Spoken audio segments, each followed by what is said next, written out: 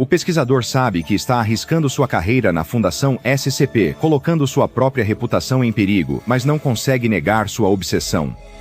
As criaturas são fascinantes, uma espécie de inseto anômala com um padrão altamente único de criar habitats dentro de seres humanos. O pesquisador contornou o processo oficial de aprovação usando documentos de requisição falsificados para obter acesso ao seu novo sujeito em uma câmara de testes isolada. Tudo está fora dos registros, e há meses os insetos vêm trabalhando arduamente, construindo para si um novo lar. Ao abrir a cela, sabem que o agente subornado apagará os registros do uso do cartão deles. O pesquisador entra e examina a nova colmeia como uma criança com um formigueiro. O esqueleto está ressequido e tão deformado que não pode ser reconhecido. A pele deteriorou até parecer papel de seda. O pesquisador quer ver exatamente quanto dano foi causado. Olhando pela abertura onde costumava estar o crânio, fica imediatamente claro, mesmo a olho nu, que uma parte significativa do cérebro do sujeito está faltando. Dezenas de milhares de insetos enxameiam na cavidade. Eles precisam comer alguma coisa, afinal de contas. As áreas do cérebro preservadas, como descobriu o pesquisador, regulam as funções da colmeia. Cada espasmo pode ser dos poucos órgãos restantes se movendo lá dentro ou do inseto correndo por aí. O pesquisador nunca admitiria, mas adora sua colmeia.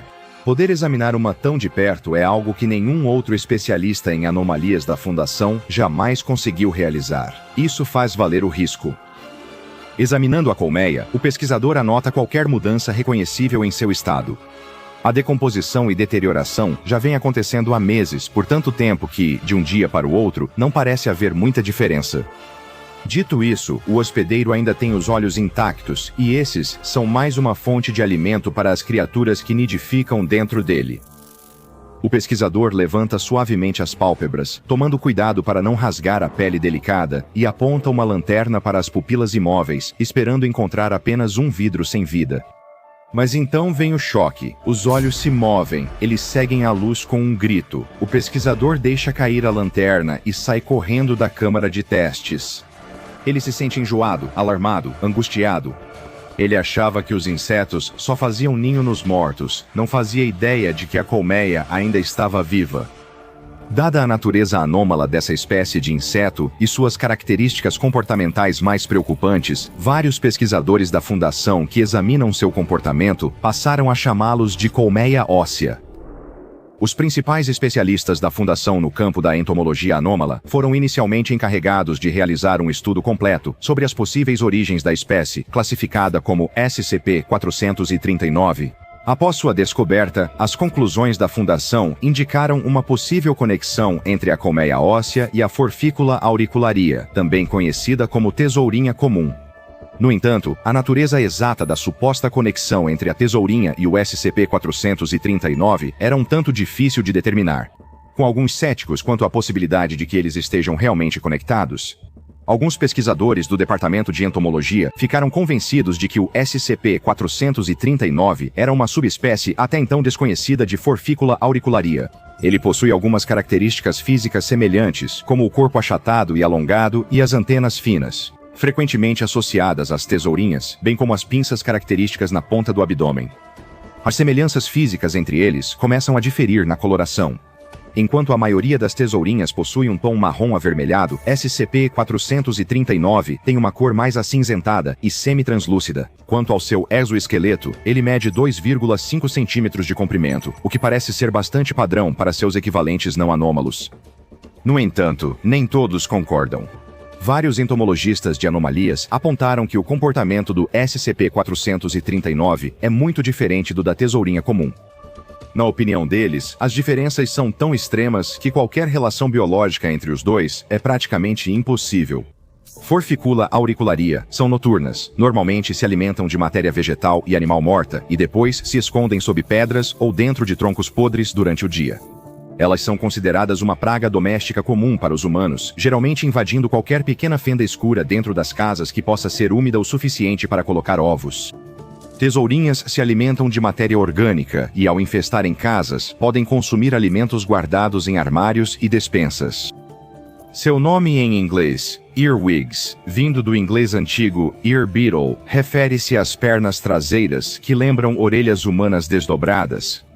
Há um equívoco comum de que esses invertebrados entram nos ouvidos humanos durante o sono, e algumas histórias sugerem até que põem ovos no corpo. Embora isso seja claramente falso, e não seja assim que a forfícula auricularia se reproduz, o mesmo não pode ser dito sobre o SCP-439. Quando encontrado em um ambiente seguro, o SCP-439 é relativamente seguro para a interação com humanos. Se ameaçado, o inseto usa suas pinças abdominais para dar uma beliscada firme e dolorosa, como uma tesourinha. No entanto, acredita-se que essas pinças servem mais para afastar possíveis predadores do que foram especificamente desenvolvidas para causar dano aos humanos. Isso não significa que o SCP-439 não represente perigo para os seres humanos. Na verdade, o oposto é verdadeiro. Uma das maiores, se não a maior, diferença entre o SCP-439 e a forfícula auricularia são os métodos que ele utiliza para construir um habitat para si mesmo e como ele se reproduz. Esse também é o maior fator do comportamento anômalo do inseto que apresenta um risco significativo para os seres humanos, porque o SCP-439 os utiliza como hospedeiros.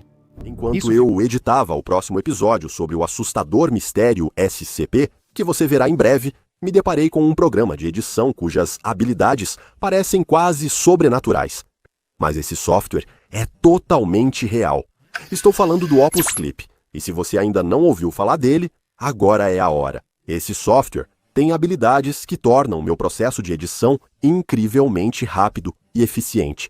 E grandes criadores do YouTube, como Stephen Bartlett, Jubilee Logan, Paul, Mark Rober, Louis House e muitos outros já estão usando. Quem edita clipes curtos, de vídeos longos, sabe como isso é demorado, especialmente com vídeos de 3, 4 ou até 10 horas. Eu entendo bem essa sensação. O Opus Clip automatiza a edição de shorts, analisando o seu vídeo e criando clipes curtos, prontos para as redes sociais. E além de tudo isso, há um recurso chamado agendador automático que permite selecionar vários clipes e agendá-los com antecedência. Assim, seu conteúdo é publicado, enquanto você acompanha outro caso misterioso da SCP. Para agilizar o fluxo de trabalho, você pode usar o rastreamento de assunto por inteligência artificial, que detecta, rastreia e reenquadra automaticamente para manter o objeto centralizado. Quer um editor de vídeo inteligência artificial completo que corta tudo? Acesse o link ou escaneie o QR e use o código Summer of Focus na compra. E ganhe uma semana grátis, depois 3 meses com 50% de desconto ao se inscrever no Opus Clip.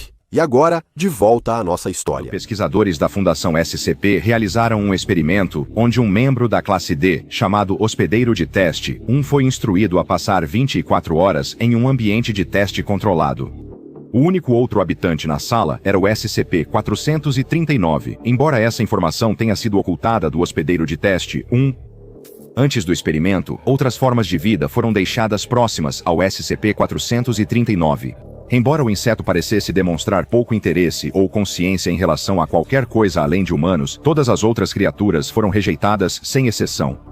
Só quando um pesquisador, cujo nome será mantido em sigilo para evitar constrangimento, notou que o SCP-439 demonstrava grande interesse por ele. Durante um exame, o pesquisador estava visivelmente exausto, lutando para se manter acordado, e isso pareceu atrair o SCP-439. Isso foi o gatilho do experimento. O hospedeiro de teste 1 pôde circular livremente pelo espaço de teste e foi avisado que teria que dormir lá à noite. Após cerca de 6 horas, durante as quais declarações de tédio foram feitas impressionantes, 1194 vezes, o hospedeiro de teste 1 foi incentivado a dormir. Deitando-se em um beliche que havia sido fornecido, ele logo adormeceu, e foi nesse momento que SCP-439 pareceu demonstrar o mesmo interesse pelo sujeito de teste da classe D.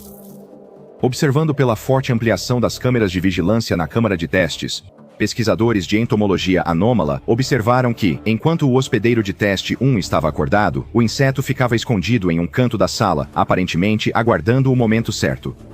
Ele conseguiu permanecer despercebido até que o sujeito de teste adormeceu, embora exatamente como foi capaz de determinar que o membro do pessoal classe D estava de fato dormindo, ainda seja desconhecido.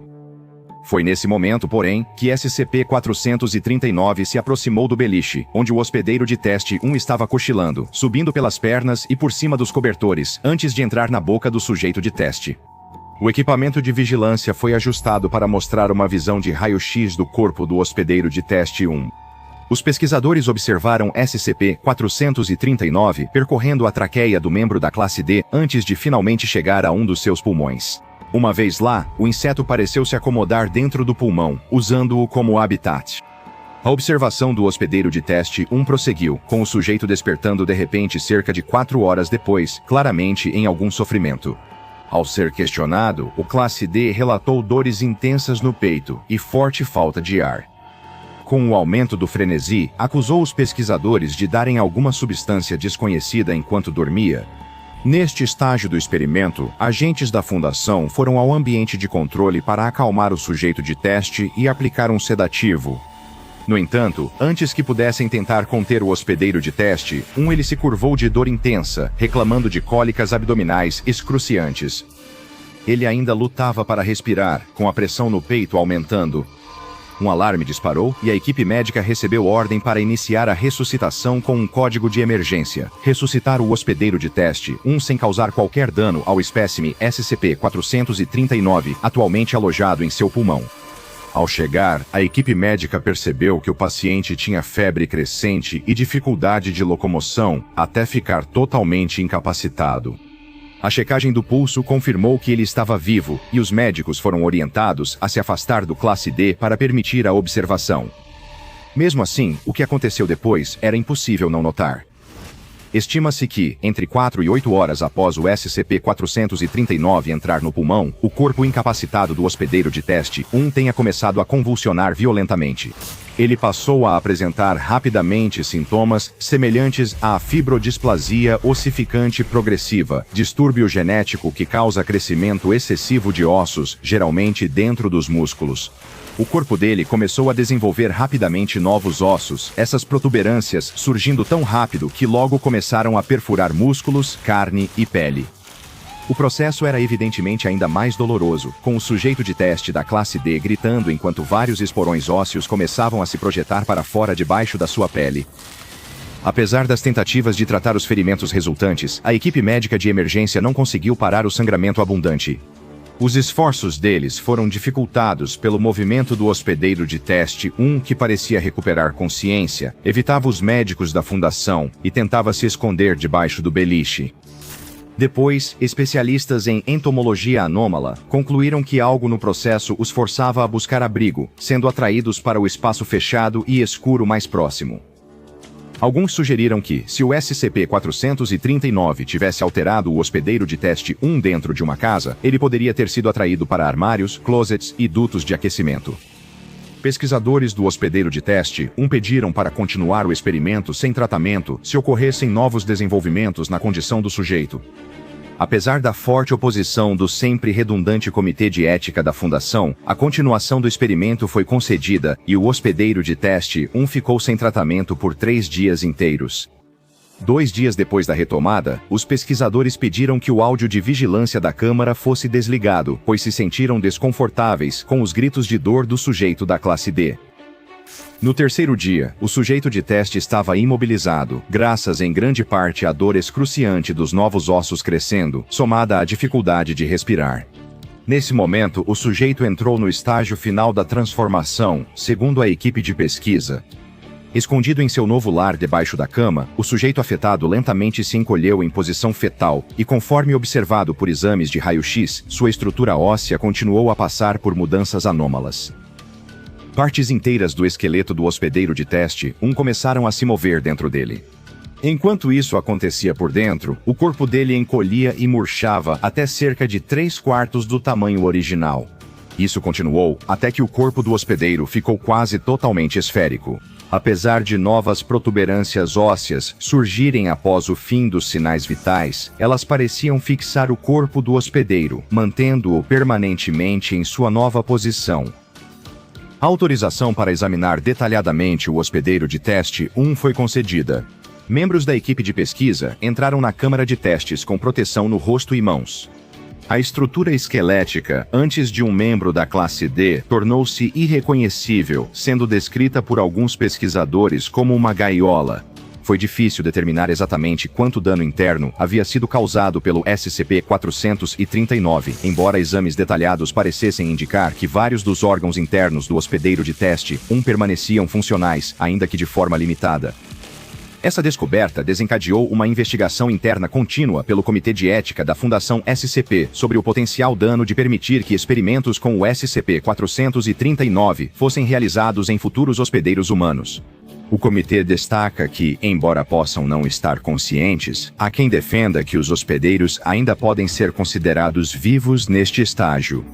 Se isso é motivo para interromper experimentos em cobaias humanas, ainda precisa ser resolvido. O monitoramento da colmeia óssea recém-formada continuou, já que a análise espectral mostrou movimento interno no hospedeiro, mesmo após cessarem seus movimentos externos. Esse não era apenas o movimento dos órgãos internos, mas sim da colônia que agora usava o corpo do hospedeiro de teste 1 como lar. O espécime do SCP-439, que inicialmente foi autorizado a se alojar no pulmão do sujeito de teste da classe D, havia se tornado uma rainha, produzindo entre 20 mil e 30 mil descendentes. No início, não se sabia ao certo como isso ocorreu. Nunca se observou o acasalamento do SCP-439, levando os pesquisadores da Fundação a concluir prematuramente que os insetos se reproduziam assexuadamente. Esses descendentes da rainha original agiam como operárias, zangões e guerreiros, distinguidos por grandes e fortes pinças abdominais. Esses espécimes pareciam ter papéis típicos de outras colônias de insetos não anômalos, seguindo a hierarquia comum das criaturas de colmeias. De todos os espécimes agora ativos nos restos do hospedeiro de teste, apenas a rainha parecia ser capaz de se reproduzir. Durante um período, cogitou-se quarentena e incineração completa da colmeia óssea por agentes da força-tarefa com lança-chamas para evitar possível infestação. Após confirmar que os outros espécimes não representavam risco significativo, as medidas de segurança foram revogadas. As equipes de pesquisa ficaram estupefatas com o estado do interior do antigo hospedeiro de teste 1. A estrutura interna era praticamente irreconhecível como um corpo humano, com vários órgãos internos tendo sido removidos e aparentemente destruídos. No entanto, a ausência de resíduos ou tecido residual parecia indicar que esses órgãos haviam sido consumidos pelos membros da colmeia SCP-439 e usados como fonte de alimento. Outros órgãos haviam sido modificados pelas operárias para serem reutilizados como câmaras de incubação para os ovos postos pela rainha do inseto. Especialistas em entomologia anômala notaram um comportamento inato, considerado exclusivo dos espécimes SCP-439.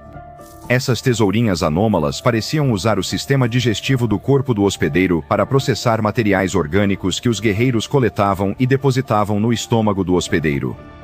A colônia manipulará os intestinos superior e inferior do hospedeiro, decompondo a matéria orgânica em uma pasta de nutrientes. Isso serve de alimento para os insetos e também permite que a estrutura do hospedeiro se mantenha sem colapsar totalmente. O estado em que os hospedeiros são mantidos foi descrito por um entomologista da Fundação como uma morte em vida. No entanto, colônias de SCP-439 não podem existir perpetuamente. Na verdade, sua principal função biológica parece ser continuar colhendo matéria dos órgãos do hospedeiro até que a colônia produza uma nova rainha. Isso ocorreu 6 meses após a implantação inicial de SCP-439 no hospedeiro de teste 1, porém, estima-se que em outros casos, uma nova rainha possa surgir em apenas 4 meses. Quando a nova rainha surge na colônia, escolhe um zangão para acasalar. Esse processo mudou totalmente o raciocínio anterior do entomologista da Fundação. Antes, acreditavam que SCP-439 podia se reproduzir assexuadamente. O espécime anterior parecia já ter sido impregnado com a prole para iniciar uma nova colônia antes de ser encontrado pela Fundação. Após a inseminação da nova rainha substituta, o trabalho da colônia termina. Os espécimes do SCP-439 irão se autodestruir, rompendo o censurado dentro do corpo do hospedeiro, garantindo que a maioria dos insetos seja morta, enquanto a nova rainha é protegida. Operárias e zangões não sobrevivem fora do hospedeiro, e as guerreiras deixam a colmeia para morrer após cumprir suas funções. Esses insetos não conseguem consumir nenhum material orgânico além da pasta de nutrição produzida pela colônia, então inevitavelmente morrerão ao deixarem sua colmeia de origem. A única sobrevivente, a nova rainha formada, então sairá da colmeia óssea, fertilizada e pronta para encontrar um novo ser humano para servir de hospedeiro para a próxima colônia. Parece que essas rainhas SCP-439 conseguem permanecer fertilizadas quase indefinidamente até entrarem em um novo hospedeiro, embora não possam se implantar em nenhum mamífero além de seres humanos. O hospedeiro agora vazio da colônia anterior deixará de apresentar quaisquer sinais residuais de vida após a evacuação.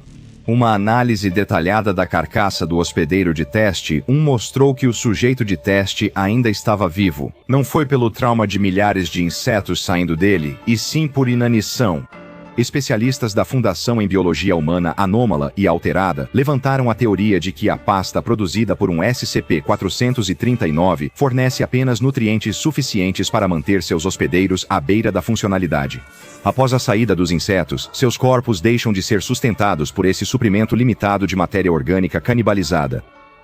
O debate sobre considerar os corpos dos hospedeiros vivos ou não ainda está em andamento e sem resolução. É esse processo de utilizar corpos humanos como hospedeiros para suas colmeias que constitui a principal diferença entre SCP-439 e a tesourinha comum. A gravidade dessa diferença fez muitos acreditarem que as espécies só compartilham uma semelhança cosmética, atribuída por alguns a uma coincidência evolutiva. Simplificando, o comportamento do SCP-439 é tão incomum que muitos pesquisadores da Fundação acham impossível que ele possa ser um parente distante da tesourinha comum. O SCP-439 deve ficar no Sítio de Pesquisa Armado 45, na ala de formas de vida perigosas, em unidade de contenção trancada e com fornecimento de oxigênio.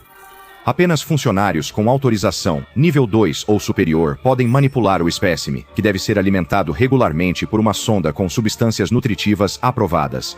Apesar de o espécime analisado pela Fundação ter sido encontrado na China continental, não há relatos de insetos semelhantes próximos à província suprimida ou em qualquer outro lugar do mundo.